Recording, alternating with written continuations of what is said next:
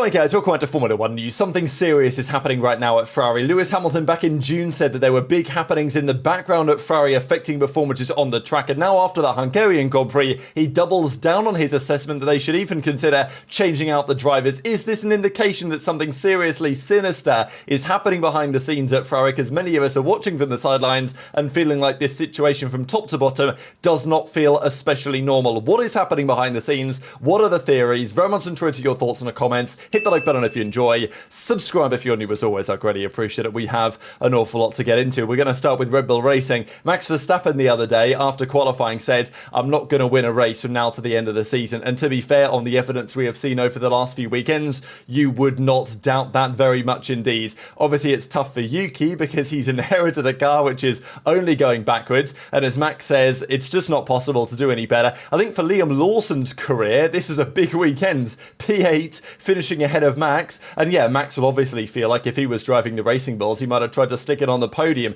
but the reality is that that Red Bull is going backwards, and McLaren says, oh well, you know, no, come on Max, let's keep your chin up, whatever. You know, we're not going to fail to win again. We are going to do it. Where could Max win again? You've got to think about some of the tracks that are higher speed and require, you know, let's say, you know, basically high speed corners. That's where the Red Bull is good. And Qatar maybe is something that they could do some damage at. Maybe Austin, Texas is a possibility for Max. But maybe Interlagos if it rains, stuff like this, of course, as we know. But it's tough to imagine that Max is going to win too many more Grand Prix. And McLaren have now 1-2'd the last 4 Grand Prix in a row. No doubt Piastri and Norris are pushing each other to heights right now. Have they been better, those drivers, than Leclerc, Verstappen, Russell this season? There's a debate certainly to be had on that, given the strength of the car, as we know. And let's just talk about it, right? This was Lando Norris after yesterday's Grand Prix inside the helmet. There was lots of discussion on the strategy. Lando wins the race due to the 1-stop. Piastri got the 2-stop and ended up coming behind. So was this McLaren favouring Lando, as I saw many people say, or was this just a bit of a masterstroke from Lando to actually pull it off? It is interesting. You look down the field, most drivers went for the 2-stop. The 2-stop seems to be the preferred strategy. Some drivers did a 1-stop like Hamilton, and he was, you know, stuck in many a train, so he wasn't going anywhere. Alonso, we know, fell off the pace deliberately, dramatically, in order to keep his tyres alive. But for most of the, you know, the front runners, the 2-stop seemed to be the way to go. So I don't think that Norris, I mean, and when McLaren decided to put Norris on the 1-stop, like they asked him and he basically said, yeah, why not? Let's try it, right? It wasn't this masterstroke of strategy that had been cooked up beforehand. It was simply a consequence of the circumstances. The Piastri went for the early undercut onto Leclerc. That left Lando out in free air. He was able to put some good pace in on those tyres, and it was becoming clear that, okay, maybe he could make the 1-stop work. And towards the middle of the Grand Prix, it became clear that, yeah, putting Lando out there in some clean air was the way to get the best possible result for McLaren, and it turned out to be the best possible result to hold off Piastri as well. And to be fair, I think that Piastri, given where he was in the race, how far Lando was behind, would obviously feel a little hard done by, but you know, Piastri had plenty of chances, really, right? Like, he had about, 15 laps to catch up, or he had 20 laps or so, 25 laps to catch up, about 15 seconds. He did catch up. He had a couple of attempts to make the overtake work, one of which was very speculative, let's say. Nearly took them both out of the Grand Prix, to be honest, as we saw, similarly to what happened back in Austria, which is definitely controversial. But, you know, I think that Oscar won't be, you know, obviously he'll be frustrated about it, but he's still leading the championship going into the summer break. Lando took advantage of the opportunity that was there. McLaren obviously are not going to say that they chose one thing to favour one driver over the other, and I don't think that they did deliberately. It was simply a matter of how things worked out, and both strategies, it turned out, were viable. I think that Lando, frankly, just did a great job making those tyres work to the end. And as I say, McLaren gave Piastri plenty of opportunity. I thought that Lando was going to win when he came out behind Leclerc, not because that Piastri wouldn't be able to pass him, but just because I thought Leclerc would hold Piastri up. I thought by the time Piastri gets past Leclerc, even if he does, then it's going to be too late to fight Lando. But it turned out that Leclerc was nowhere, as we'll get into, so Piastri had a great chance to ride up to the back of Lando and give it a good go, which he did, and it ended in a 1-2 for McLaren regardless. Now, one other follow-up to that Grand Prix was from Max and Lewis. We know that they nearly collided. It was pretty close at turn 4 during the Grand Prix when Verstappen had pitted early and he was trying to make some progress through the field. Now, this didn't go anywhere. They elected to not give a penalty for this, basically because Hamilton didn't turn up to the stewards' hearing, right? So, and understandably, Verstappen was 9th, and a 10-second penalty for Max wouldn't have even put him 10th. Hamilton was 12th, so there was nothing to gain for Hamilton unless he wanted to get Max some penalty points. You know, there was nothing to gain from Hamilton and Ferrari turning up to the stewards' briefing to try and get any sort of punishment here. So they didn't bother, and therefore nothing happens. Now, look, obviously this is a controversial one. I'm going to stand on business on my take yesterday that if Hamilton attempts to take this corner in the way that he is entitled to do because he had full rights to this corner based on the racing rules, they would have crashed. Like, there is no doubt in my mind that if Hamilton attempts to take the corner that he had the rights to here, Verstappen's front right would have clipped Hamilton's rear left or his side pod, and at least Hamilton would have spun out of the race and into the barriers, and maybe Verstappen too. So it's totally understandable that Hamilton, I think, avoided this collision. Look, if this was a 2021 title fight, maybe Hamilton does avoid it, maybe he doesn't. Maybe he sticks basically tries to make the corner and make a bit of a statement. I don't know. Obviously we do miss that 2021 season in some respects. I also don't know what it is that when Max sees Lewis, I swear he races him differently, right? I don't know if that's just me, but at the end of the day, it didn't really matter. It's just a pretty controversial incident that people are going to have their opinions on. So no further reaction to that one because Hamilton basically didn't turn up. He did say, I just saw last minute he was quite close to my right wheel, so I tried to avoid a collision. So Hamilton even said it, right? That he's like, well, look, if I did turn in there to the corner, then we almost certainly would have collided. So Tsunoda talked about it. He actually picked up some damage towards the ends. The thing is for Yuki is that, okay, it's another race outside of the points. It's a disaster. But equally, Max was 9th. So when Max is 9th, then Yuki's not expected to finish in the points. Do you know what I mean? Max literally finished behind Liam Lawson, right? It was that bad for the Red Bull this weekend. I know that Yuki said he's going to hop on the simulator and he's going to put in some work going into the Dutch Grand Prix because Max will want to deliver a good show in front of his home crowd at the Dutch Grand Prix at Zandvoort, but it doesn't look especially likely. Helmut Marko goes at it again, by the way.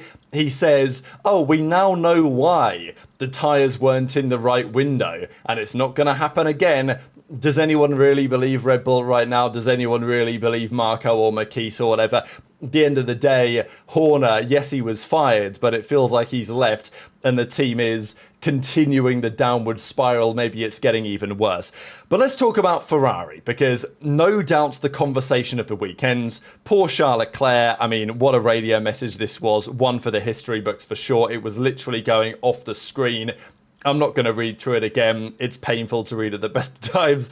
Poor Charles Leclerc and Ferrari, man. But what happened there is the first thing we're going to discuss before we're going to talk about the Hamilton piece of the puzzle. Why was Leclerc so slow in the final stint? What is the major theory? Because Vasseur and Leclerc, after the race, said that it was an issue with the chassis, right? Now, Vasseur then said that we couldn't do anything about it because it could be something broken. I don't know, honestly, what changes we made for that to occur. Do we believe Vasseur and Ferrari? No, I certainly don't. I think they know exactly why this was the case. And there is a very compelling reason and evidence for exactly what this was. But also very damning evidence as well in terms of what this means for that SF25. So Vasseur even said that we didn't know if Charles was going to be able to finish the race. We need to understand what happened to the chassis that made the car so difficult to drive. So do we buy this or do we buy another theory? Now I put this in the pinned comment of yesterday's video because these comments came out just as I was publishing it, and George Russell said, I saw how slow he was, so I presumed something was not right. The only thing we can think of, so Mercedes, all their technical might and brain and engineering power and Formula One dominance over many years, The only theory that they can come up with for why Leclerc was so slow in that stint is because they were running the car too low to the ground and they had to increase the tyre pressures for the final stint because they were using an engine mode that was making the engine slower at the end of the straight, which is where you have the most amount of plank wear. He's not going to tell you that they were close to being illegal. That's the only thing we can think of based on lap times and engine mode. So let's just break this down real quick. Hungary is a high downforce track. We know that Ferrari this year, because they got disqualified for it back in China in the main Grand Prix, has issues with plank wear. They, in their simulator, Ferrari, when they were preparing for this season, they seemingly had the car running at a right height, that when they actually do that on the track, they can't do it because it'll wear the floor away too much, and as a result, they get disqualified. So ever since China, they've been suffering with that. Now, their solution, as we know from all the lift and coast they do, is in part to run the car at that lower ride height, and this was what the rear suspension, by the way, was meant to fix, wasn't it? When they brought this rear suspension in, they were hoping that it would fix this issue, but well, Ferrari aren't going to tell you this, but it seems like that it basically most certainly hasn't. They like to run their car as low as they can, but the issue is, especially around a high downforce circuit, when you get to the end of a straight, when you're at top speed, the car is being absolutely pushed into the ground as much as it's ever going to be by the aero. The car has got lots of downforce on it at this circuit. It's running low to the ground anyway. So what they do is they order their drivers to do lots of lift and coast, because then if they lift and coast off, they're not putting as much pressure on that floor into the ground at the end of the straight. And therefore, they reduce the plank wear at the end of a straight, which is where it can be bad, and therefore they can run the car lower in the rest of the lap. So Ferrari's compromise is that either they tell the drivers to lift coast the whole time so they can keep the plank wear under control, or they tell the drivers to do whatever you want with the speed, but we're going to have to raise the ride height of the car, which is going to cost performance in the corners. And Leclerc, as we know, was rapid. That first stint, he was on fire. He was quicker than Piastri, like straight up quicker. And in hindsight, you might say, well, was this car running a little bit too low to the ground to generate that performance? Possibly, given how good we know that McLaren to be. Now, as a result of this is also why they underfuel, why Hamilton was suffering with underfueling in Spa, is because they know they're going to tell the drivers to lift and coast because of the plank wear issue, and therefore they underfuel the car to compensate. So Ferrari have done the calculations and they've decided that is a faster way to run the race, because they can generate more downforce, but get away with the plank wear, in theory. However, it was clearly, at least according to George Russell, becoming a problem during this race that the plank wear was going to simply be too much. And the theory is therefore that in the final stint, they raised the tyre pressures of Leclerc, which literally just helped lift the car off the ground, but unfortunately massively reduced performance. And you can probably get a picture of this when you look at Leclerc's comments, right? When he says, "You have to listen to me. I would have found a different way to manage those issues." Of course, not wanting to say what those issues are, because then the FIA will have a very close look at their floor after the Grand Prix. Now it's undrivable, he says. So Leclerc might well have been of the opinion that, look, guys, don't raise the tyre pressures or also change the engine mode. That's another big one here. That what they can do is they can change the engine mode, which is probably the cuts that Leclerc was talking about. So at the end of the straight, the engine mode naturally ramps off so that it doesn't wear the floor as much. Loads of things point towards this, and there's some evidence here, because this is when Russell eventually makes the overtake, and you can see how Russell pulls out to the right-hand side. Look at the sparks coming off the back of George's car here, right? Like sparking all over the shop. Leclerc's car, this is in the final stint, as we know. Any sparks, any plank wear, any hitting the ground? No, right? So, I'll just play this for 2 seconds. Look at George's car sparking away with a little bit of plank wear going on, and seemingly they put Leclerc's car in a compromise where he would have no performance but would have no plank wear. And this is just the story, right? So Leclerc on lap 9 says what's going on with the cuts, because they were reducing the power of the engine from the pit wall before the end of the straight, potentially to hold on to it. Lap 27, he says we're going to lose the race with this thing, and then they might have upped the tyre pressure in the first stop to try and put him in a better window, but in the second stop they might have realised they've got to take that to another level, and then the car became purely undrivable. And even Alex Brundle, did, his own theory crafting on it, and he basically says the same thing that we've just discussed, that as far as he's concerned, that the Pirelli tyre is very temp sensitive. You increase the tyre pressure, it massively decreases the grip, which is pretty much what Leclerc was suffering from, but it does physically raise the car. George says that they turned the engine down so that the terminal speed was lower, and as a result of doing this, they couldn't one stop. Charles Leclerc's final stint was very slow. It's not precisely cheating because they didn't get caught or anything, and every team is very much on the limit on these factors, but it just seems that Ferrari is worse than anything else on this front, and the team is maybe not being totally honest with exactly what those issues were, because if they were totally honest with this, then it would probably be very embarrassing and cement the SF25 as one of the worst cars that they've made in a long time, because these issues seem to be totally irresolvable at this point. But let's talk Hamilton and the other side of the Ferrari garage, because as we know, Hamilton's a pretty good driver. He holds a lot of records in Formula 1. This weekend, though, was not a good weekend for him. He had a difficult qualifying session. He was lapped in the Grand Prix for the first time since Imola 2022, of course, famously, and after qualifying, he made some very strong comments. It's me every time. I'm just useless. The team has no problem. The team has no problem. The second car is on pole, so they probably need to change driver. So, this is Hamilton wearing his heart on his sleeve to an extent we haven't seen in some time. He's made, some similar comments last year, but this was strong for Hamilton, right? Like, this was, worse from a mentality perspective than you normally see. Sounds like he's in a more challenging position mentally at that team than has ever been the case before. And then the next day, it's not like he had a good race either. So, and he was of a similar mindset. This is where things get real interesting, though, right? You can say whatever you want about Hamilton's mentality and, whether he's good enough nowadays or whatever. That's a different conversation. What I wanted to get into was this specific comment, because Hamilton was asked, can you help us understand why you said that Ferrari should change drivers? And Hamilton says, not particularly. When you have a feeling, you have a feeling. There's a lot going on in the background that is not great. So, ... Now, this is probably one of the most intriguing comments that I've ever seen, at least in recent times, because look, is Hamilton just saying things? Okay, maybe. But it's a particularly fascinating statement, isn't it? To say that he feels that there's some things in the background that are affecting either his performance, or maybe he feels like these type of conversations are being considered or being had behind the scenes. I don't know, like Hamilton, has he been great this year? No, but he's not been a million miles away from Leclerc, certainly given the circumstances of joining Leclerc's Ferrari, and also the fact that Leclerc is one of the absolute best drivers on the grid, if not maybe the fastest driver still on the grid over a single lap. So, Hamilton's, I think, down 10-4 to him in qualifying this year, which isn't great, but in the circumstances, it's not horrendous. But the logic here from Hamilton suggests that there's something going on that makes him feel like he might be getting replaced.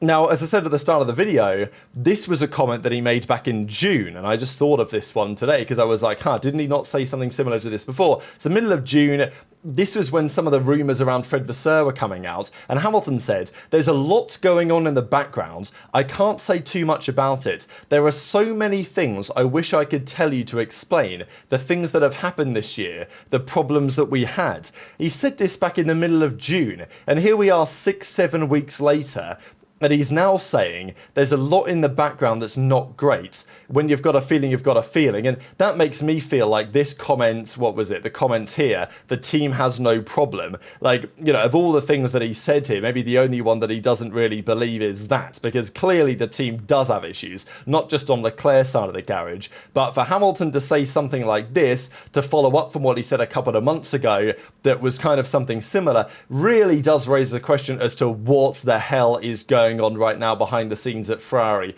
What decisions are being made?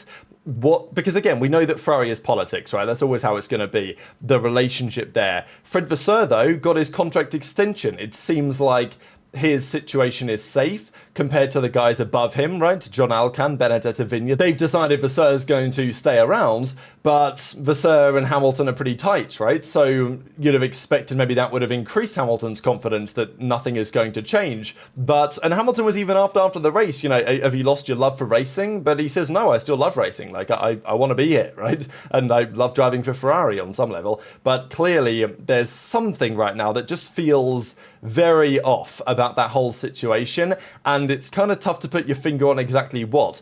There have been a couple of theories about this. Look, do I think that Fred Vasseur going into Mercedes hospitality was to try and make some sort of Antonelli-Hamilton swap happen again? No, I don't think that's likely. Do I expect Hamilton to finish this season and go into 2026? Yeah, that's far, far more likely than it isn't. But I don't know, like the other day there was this post. If you guys remember this, it was obviously like a joke post here, breaking news, Hamilton did nothing, I just want you to look at him. It got 150,000 likes. And Hamilton actually replied to this and said, had me worried for a second, which is pretty funny and probably means nothing. But now people are looking at that tweet and thinking, oh, did Hamilton think something had been announced, right? I don't know, just something to think about. And there was also this comment from Bernie Eccleston. So Bernie was asked the question, you don't think it's likely that Lewis wins the 8th, which is obviously unlikely as it stands for a number of reasons. And Bernie says, yeah, I thought he ought to move aside now. I mean, it would be terrible if something happened to him. So what's that all about, right? Does he just mean that maybe Hamilton is past his best and as a result, maybe, is prone to more mistakes in the car than he used to be? Or is Bernie trying to say something that he knows that we don't know? I don't know. It's just, there's become lots of speculation and kind of almost conspiracies about this, because the way that Hamilton's talking and the comments that he's made are so strange that it's kind of sent the community into overdrive to figure out what might happen next year, because I don't expect this break before the Dutch Grand Prix to be especially quiet, because I think that everyone is going to try and be piecing together here what is going on at Ferrari and what Lewis Hamilton meant by those comments over the last couple of days. So very much intrigued to your thoughts in the comments. Hit the like button if you enjoyed, subscribe if you're new, take care, and I'll see you next time.